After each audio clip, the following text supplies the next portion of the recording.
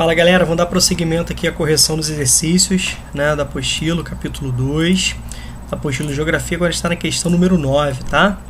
Até o ano de 1989, esse ano aqui é muito emblemático, né, a gente está falando da queda do Muro de Berlim, um momento aí de grande importância, onde nós temos transformações muito sérias sendo consolidadas, né, e avançadas, até a culminância em 91 da queda da própria União Soviética, o fim da União Soviética, a formação, né, de 15 repúblicas, a criação da CEI, o avanço, né, do capitalismo sobre territórios que até então eram, né, dominados por uma economia planificada, centralizada, né, socialista, o avanço da mundialização do capitalismo, né, através de seus aspectos globalizantes, então o avanço da globalização, a política econômica neoliberal, né, sendo utilizada para organizar, né, a economia mundial. Então nós temos esses aspectos que marcam a nova ordem mundial e findam, né, a antiga ordem mundial, a ordem da Guerra Fria. Tá? Até o ano de 1989, o mundo vivia o clima de Guerra Fria, caracterizado por uma ordem mundial bipolar ou um sistema de polaridades definidas, né? Muitos autores falam que vemos uma lógica de sistema de organização geopolítica indefinida. Nós vemos hoje não uma ordem, mas uma desordem mundial, certo? Mas você não pode negar o teor de multipolaridade do contexto, tá bom? A partir de então ocorreram vários acontecimentos transformadores desse sistema de polaridades definidas num sistema de polaridades indefinidas de multipolarização econômica do mundo. Esses acontecimentos beneficiaram o capitalismo, então beneficiaram o capitalismo que se mundializou, olha a globalização, inclusive, né, avançando para territórios que até então eram dominados, né, pela União Soviética, pelo socialismo, né, eram economias centralizadas, planificadas, invadindo espaços geográficos que até então encontravam sob regimes de economias centralmente planificadas, né, de experiências socialistas. Uma das principais mudanças registradas no cenário mundial a partir dos anos 80, tá? Eu fiz inclusive uma parte do esqueminha de vocês que antecede aquele comparativo de antiga ordem e nova ordem mundial, que eu falo justamente sobre as principais transformações nos anos 80, que já anunciavam, né, essa nova ordem mundial, digamos assim. Né, essas já anunciavam, por minha parte, tá? Então nós temos aqui, ó, uma das principais mudanças. Aumento dos conflitos relacionados a questões político-ideológicas. Gente, questões político-ideológicas tem a ver com a Guerra Fria. Então a gente está falando daquelas guerras, né, que mais gritavam, mais chamavam a atenção, mais se destacavam, como a Guerra da Coreia, a Guerra do Vietnã, a Guerra do Afeganistão, a crise dos mísseis cubanos. Eram justamente momentos de grandes conflitos ou eminências de conflitos de cunho político-ideológico, socialismo e capitalismo. Então, Guerra Fria, bipolaridade, antiga ordem mundial. A proliferação de movimentos separatistas de cunho político-ideológico, idem, né? Está falando aqui de conflitos étnico-nacionalistas, religiosos, é a que marca hoje, né, a nova ordem mundial, a expansão do capitalismo neoliberal. Show de bola aqui, ó, nosso gabarito aqui C, possivelmente, né? O equilíbrio econômico e social entre os países norte e sul, pelo contrário, você tem um desequilíbrio, um aprofundamento da crise econômica mundial. Né? Um aprofundamento da desigualdade econômica mundial, né? Cada vez mais você tem um processo que vai favorecer um pequeno número de países, de pessoas, de empresas. Então você tem um aprofundamento, um abismo maior entre os países desenvolvidos e países subdesenvolvidos. Por isso que muitos autores gostam de falar de substituição de um conflito leste-oeste, dentro daquela lógica de bipolaridade capitalista socialista, para uma lógica de conflito norte-sul, em termos, né, de países centrais e países periféricos e semi-periféricos, países desenvolvidos e países, né, subdesenvolvidos, mas como a ONU gosta, países em desenvolvimento. O aumento da estatização dos meios de produção, pelo contrário, o aumento da privatização dos meios de produção como característica neoliberal. Certo? Então nós temos aqui o nosso gabarito. Vamos partir aqui já para a questão número 10, uma questão discursiva, né? Líder hegemônico da ordem mundial no século XX, ó, o século americano, os Estados Unidos desde 45, pós-Segunda Guerra Mundial, Conferência de Bretton Woods, tornaram seu principal pilar do sistema financeiro e bancário, e desde 71, onde você tem o abandono do sistema de Bretton Woods, né, o fim da paridade dólar-ouro, tá? Instituído no Acordo de Bretton Woods em 44. Ficou aberto o caminho para uma crescente circulação de dólares americanos no mundo e, consequentemente, né, esse fortalecimento da hegemonia estadunidense, da forte influência estadunidense. Tá? A emergência de novos polos de produção industrial. Então aqui a gente está falando justamente sobre o processo de fragmentação produtiva, o processo de deseconomia de aglomeração, o processo de desconstrução industrial. A gente está relacionado a essa lógica, né, a partir dos anos 70 principalmente. Lógico que isso já se anunciava no pós-Segunda Guerra Mundial, mas o avanço, né, dessa chamada fábrica global, dessa desconstrução produtiva, dessa descentralização produtiva, né, a partir dos anos 70, alicerçada por grandes conglomerados econômicos, né, pela tecnologia informacional da terceira revolução industrial, pelo barateamento do preço dos transportes, dos fretes, né, pela evolução dos transportes também relacionados à terceira revolução industrial, implicaram um crescimento da dívida pública e privada norte-americana. Então isso trouxe problema nos Estados Unidos, fábricas saindo dos Estados Unidos, indo para porções, né, do Sudeste Asiático, indo para países latino-americanos, né, um destaque no sul do Sudeste Asiático para o Chile de primeira geração, para a China, né, também para a Índia, né. O motor principal da crise econômica atual afeta o conjunto do planeta. O motor principal da crise econômica atual que afeta o conjunto do planeta encontra-se nos Estados Unidos. O motor principal da crise econômica atual. Tá bom? Então a crise econômica mundial nós falamos no tópico 1, onde nós relacionamos todo aquele cenário, né, de crise econômica, daquele setor subprime, né, daqueles empréstimos para mal pagadores, para aquelas pessoas que não tinham condições ou não tinham histórico de bom pagadores, certo? Esses empréstimos, esse grande volume de empréstimos financeiros ofertados, né, a partir do finalzinho dos anos 90, mais ou menos 1998, né, por parte de estratégia, né, dos bancos nos Estados Unidos, isso trouxe uma infinidade de consequências, tá legal? Então essa grande bolha especulativa, essa crise no setor subprime, né, que a gente fala. Vamos lá devagarzinho, ó. Qual o principal fator desencadeante da atual crise sistêmica que se aprofundou em 2008, né?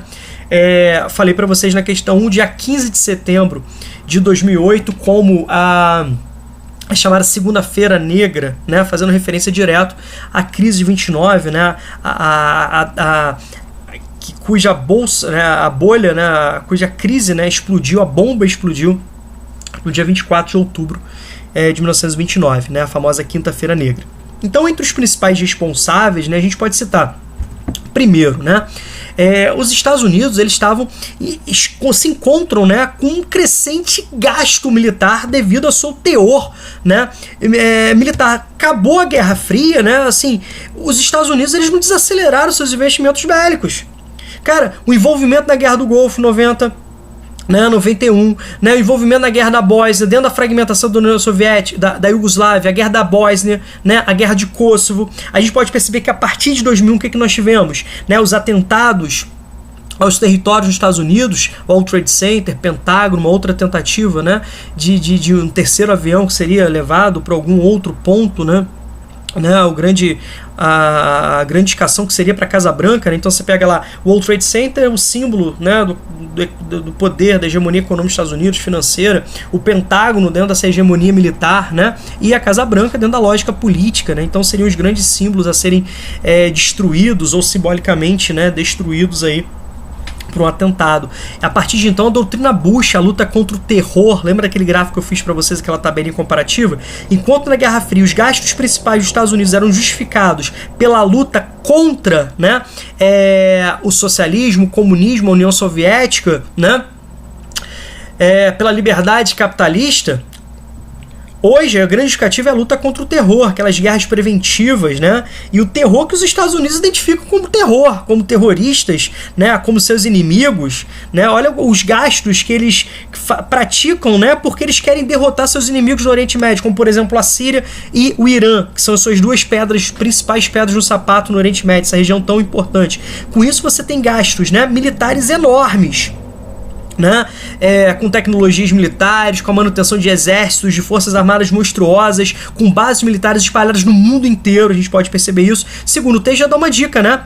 a própria lógica de mudança produtiva, né? Aquela crise do modelo fordista de concentração industrial, de economia de aglomeração, para uma lógica de deseconomia de aglomeração. Agora é deseconômico aglomerar. Então você tem indústrias que saem dos Estados Unidos e vão para outras partes do globo. Então aquele cinturão da manufatura no Nordeste dos Estados Unidos é chamado de cinturão da ferrugem, né? Aqueles galpões enormes abandonados.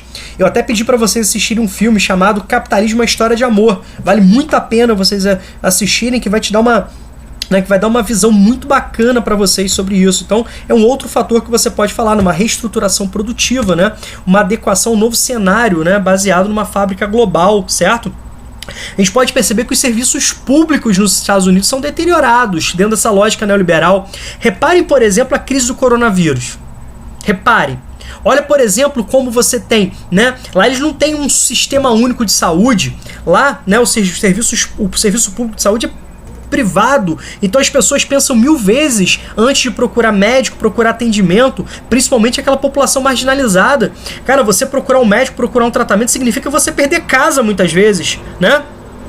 Você perder, né, a sua própria dignidade, né? Então você pode perceber que você tem um processo de pobreza crescente de uma população, então isso cria, né, essas dificuldades econômicas. Então, rapidamente, né, quando você tem um cenário de desaceleração econômica, a população muito pobre, ela é a primeira a ser atingida. Então você tem um processo de desemprego, de miséria, de diminuição da capacidade de consumo. Isso é extremamente importante, né? Ao mesmo tempo, para manter esse padrão econômico produtivo dos Estados Unidos, eles não são autossuficientes em recursos energéticos. Eles precisam, né, recorrer a muitos muitos itens, né, de compra. Então, por exemplo, por mais que o Trump tenha liberado, né, a parte de flexibilização ambiental, vamos estimular, né, nossos grandes financiadores, que são as empresas, né, de carvão, as empresas siderúrgicas, metalúrgicas, cara, né, a produção de xisto nos Estados Unidos, cara, o que eles querem na Venezuela? Por que é importante o embargo econômico na Venezuela? Mesmo que esse embargo econômico signifique não chegar remédio, não chegar bens que a Venezuela não produza, certo? Significa matar. Por que é importante estrangular economicamente a Venezuela? O tempo todo ameaçar a invasão. Por que é importante derrubar o governo da Venezuela? Certo? Por vários motivos. Até mesmo porque, né, o governo venezuelano, desde Hugo Chávez, né, se apresenta como um importante crítico ao modelo imperialista dos Estados Unidos. Mas, cara, a Venezuela tem a maior reserva individual de petróleo do mundo. Olha a importância, uma parcela significativa do petróleo, né, que os Estados Unidos consomem são importados, né? Oriente Médio, Venezuela, né, outros países, né, norte da África. Então isso é muito importante. A gente pode perceber, outro fator também é o desequilíbrio, né? Os Estados Unidos são muito voltados para a lógica do consumo. Lembra do American Way of Life, né? Lembra desse modo de vida dos Estados Unidos baseado no forte consumo? Então você tem uma baixa poupança interna. Em que sentido? A população é muito mais estimulada a comprar. Então, quando eu falo isso, a população não é estimulada a poupar, né, a ter uma segurança para momento de crise, mas ela é estimulada sempre a comprar, a se endividar, a pegar empréstimos, né? Então, outro cenário que você pode, né, falar. Fora isso, que a gente já corrigiu inclusive outras questões, né? Você pode falar sobre a alta especulação financeira, a alta liberdade, né, para o setor econômico, inclusive para as instituições financeiras, a baixa regulamentação do Estado, certo? É óbvio que no cenário de crise o Estado, né, eles recorrem novamente ao Estado para salvar as empresas, para salvar os bancos, né? Beleza? E aqui você tem qual o efeito, não, o efeito imediato da crise no aspecto financeiro. Então, primeiramente, você pega e fala o seguinte: cara, o que vai acontecer com isso? Você tem um cenário de crise, você sabe que o capital financeiro que financia a produção, o setor primário, secundário, terciário, está envolvido. Quando você tem uma crise financeira, o que acontece? Você tem um aumento das taxas de juros, você tem uma menor oferta de crédito, então você tem uma elevação dos juros, né? Então você já cria todo um desequilíbrio financeiro produtivo, né? Por outro lado, o que vai acontecer com as instituições dos Estados Unidos? As empresas estadunidenses terão, né, uma queda vertiginosa do preço das suas ações. Então, né, em poucas horas, bilhões de dólares, milhões de dólares desaparecem, né, devido à desvalorização das empresas. Com isso a gente vai perceber, né, que essas empresas, elas representam também o poder dos Estados Unidos, né? As grandes empresas, né, representam o poder dos Estados Unidos. Então elas vão fazer o quê? Elas vão recorrer ao governo. Então, a gente pode perceber que nós temos um abalo da credibilidade dessas empresas nos Estados Unidos no cenário internacional. Essas empresas, inclusive, precisam recorrer ao Estado para manterem seus lucros, sua sobrevivência, né? Inclusive bancos, empresas, certo? Então a gente pode perceber isso. Ao mesmo tempo, né, que cenários clássicos de uma crise você pode utilizar, como aumento do desemprego, aumento de falência de empresas, né, um processo de retração do comércio, que vai gerar uma menor, né, arrecadação do Estado pela produção, pelo consumo, ao mesmo tempo aumenta o teor social do Estado, né, ou seja, o custo social do Estado com o desemprego. Então, você pode desenvolver também dentro de um contexto clássico de crise, que serve para qualquer momento de crise, qualquer consequência de um momento de crise sistêmica do capitalismo. Tá bom? Eu fiz um esquema legal para vocês aí no final do capítulo 1, quando eu falei justamente sobre crise de 29, grande depressão dos anos 30. Então, pode pegar lá uma parte do esquema que eu fiz para vocês também, tá? Certinho? Então, espero que vocês tenham entendido aí. Qualquer coisa, só gritar, tá bom? Grande abraço para vocês e a gente continua aí.